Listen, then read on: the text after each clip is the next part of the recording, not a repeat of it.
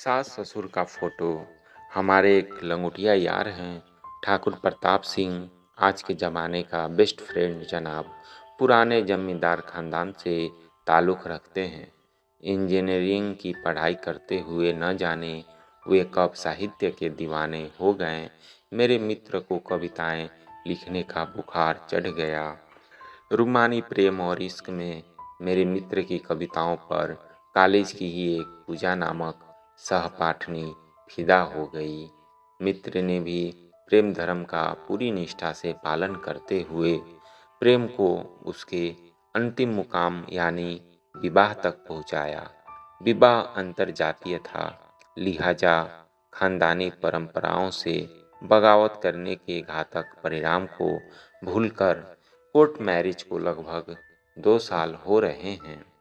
मित्र के माता पिता ने उसकी देहरी पर कदम तक नहीं रखा, लेकिन जब विश्वास सूत्रों से मित्र के माता पिता के कानों में यह खबर पहुंची कि ठाकुर प्रताप सिंह बाप बनने वाले हैं और वे दादा दादी, तो रिश्तों पर जमी बर्फ शिमला जैसे शहर की कड़ाके ठंड में भी पिघलने लगी। आजकल मोबाइल, व्हाट्सएप, फेसबुक का चलन है। लोग आपस में इन्हीं माध्यम से चैटिंग सेटिंग करके एक दूसरे की कुशलता पूछ लेते हैं। तो मेरे मित्र जब सुबह सुबह घर पर बगैर किसी पूर्व सूचना के पधारे तो मैं उन्हें देखकर थोड़ा चिंतित हो गया। दरवाज़ा खोलते ही मैंने पूछा, यार इतनी सुबह कैसे? न कोई मोबाइल न एसएमएस, सब खैरियत है तो? मित्र बोला, सब ठीक है यार, मैं तो बस तुझे ये बताना आया था कि हमारे पिताश्री और माताश्री कल शिमला पधार रहे हैं। मित्र के चेहरे पर चिंता की लकीरें साफ दिख रही थी। मैंने कहा, ओ यार ये तो खुशी की बात है।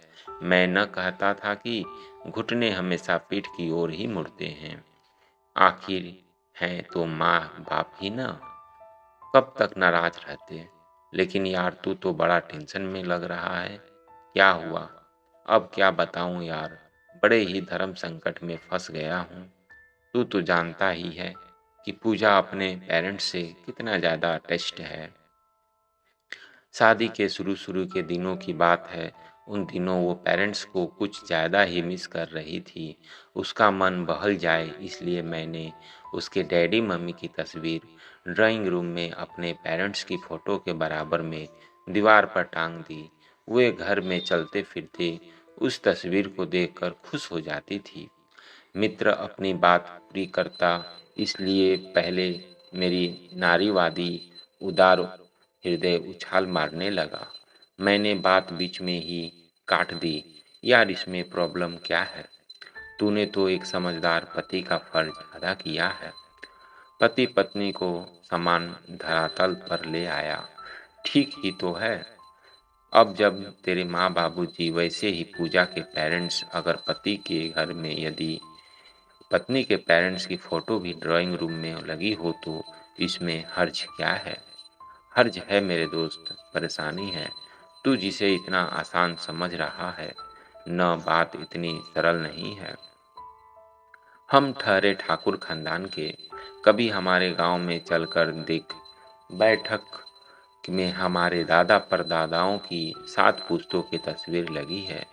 लेकिन मजाल है कि तुझे मेरे घर में ननिहाल पक्ष का एक भी फोटो टंगा मिल जाए।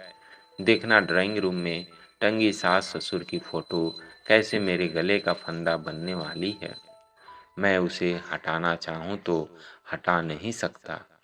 पूजा क्या सोचेगी, समझ में नहीं आ रहा है यार, क्या करूँ? आगे कुआं है पीछे खाई। मैंने मित्र का हौसला बढ़ाते हुए कहा, डर मत प्यारे, तूने तो सास ससुर की फोटो घर में टांगने की नई परंपरा का सूत्रपात किया है। तू नहीं जानता तूने नारी को सम्मान अधिकार दिया जाने की दिशा में कितना बड़ा काम किया है। फोटो वहीं लगी रहने दे। देखना तेरे शाहशाह आलम स्त्री के प्रति तेरी उच्च सोच के मुरीद को हो जाएंगे। शायद इसी वक्त मेरी जुबानी पर साक्षात सरस्वती का वास था। मेरा कहा सच हुआ।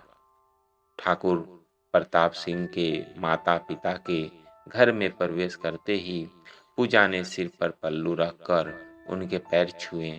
आशीर्वाद देते समय उनकी नज़र ड्राइंग रूम में पूजा के पेरेंट्स की तस्वीर पर पड़ी तो अपनी मूंछों को ऐंठते हुए बोले, हूँ तो यही है तुम्हारे पेरेंट्स जिन्होंने सुशील और गुणवान बहू दी है।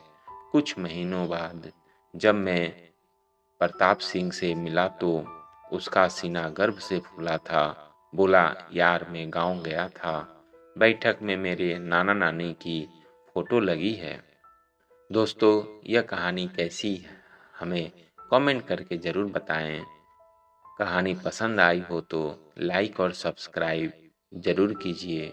धन्यवाद।